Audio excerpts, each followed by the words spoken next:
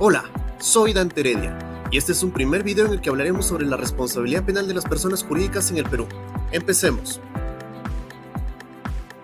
En los últimos 3 años, se ha emitido un conjunto de normas en relación a las personas jurídicas, normas destinadas principalmente a las empresas privadas que pudiesen verse involucradas con algún delito.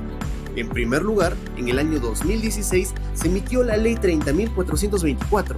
Luego, en los años sucesivos y hasta la actualidad se emitirían un conjunto de normas adicionales, pero al inicio, cuando nace la Ley 30.424, esta era una ley claramente ineficaz y limitada, pues únicamente regulaba un delito, bastante extraño además, el delito de cohecho activo transnacional.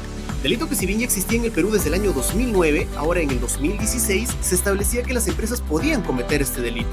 Pero todo este contexto se produjo, como antes ya había ocurrido en Chile, por razones estrictamente económicas, puesto que la intención del Estado peruano era formar parte de la OCDE para conseguir cooperación económica extranjera, pero la OCDE condicionaba la cooperación al hecho de que en el Perú se sancione de cualquier forma a las empresas que cometan delito. Por ello, en la realidad, esta era una ley que no tenía practicidad alguna.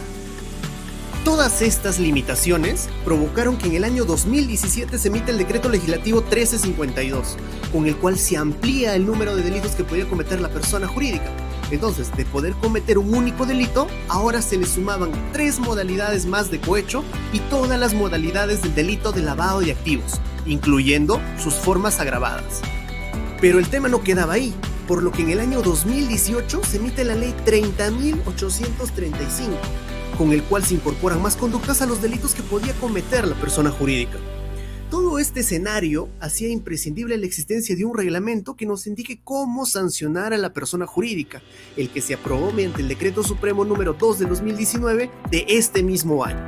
Entonces, si bien la responsabilidad penal de las personas jurídicas nace en el Perú de forma limitada e ineficaz y casi por presión internacional, es correcto afirmar que en la actualidad cuenta con organicidad propia.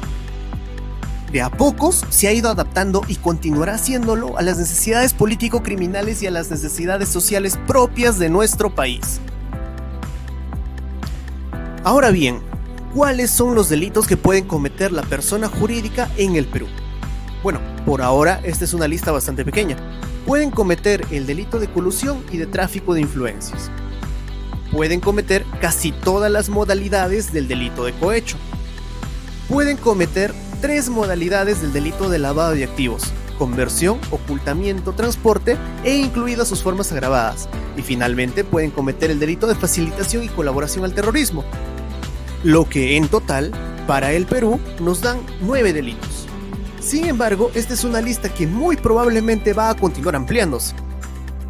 Por ejemplo, en España, la persona jurídica puede llegar a cometer hasta 43 tipos diferentes de delitos, entre los que se encuentran estafas, delitos contra el medio ambiente, delitos tributarios, delitos contra el mercado o de corrupción en los negocios y muchas otras conductas más que probablemente el legislador peruano va a ir prohibiendo de a pocos.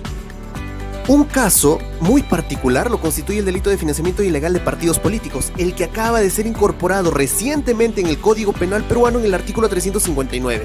Ahora bien, si bien es cierto, este no es un delito que actualmente pueda ser cometido por las personas jurídicas, lo cierto es que el artículo 359C hace una referencia a la Ley 30.424, la ley que regula la responsabilidad penal de las personas jurídicas.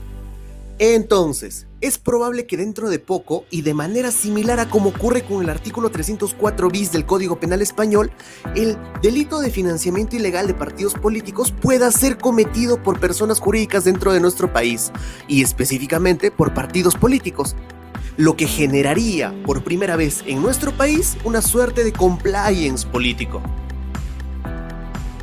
Ahora bien, hay un tema que claramente salta a la vista. ¿Por qué si la Ley 30.424 regula la responsabilidad administrativa de la persona jurídica, por qué seguimos haciendo referencia a que esta es una responsabilidad de índole penal? ¿O es que acaso, y tal y como la ley lo señala, estamos realmente ante una responsabilidad estrictamente administrativa? Bueno, hay varias razones por las cuales se puede afirmar que estamos ante una responsabilidad de naturaleza penal. Veamos. Para empezar, es una responsabilidad que se dilucida en el marco de un proceso penal. con sanciones que van a ser impuestas por jueces en sede jurisdiccional, pero no por cualquier juez, sino por jueces penales.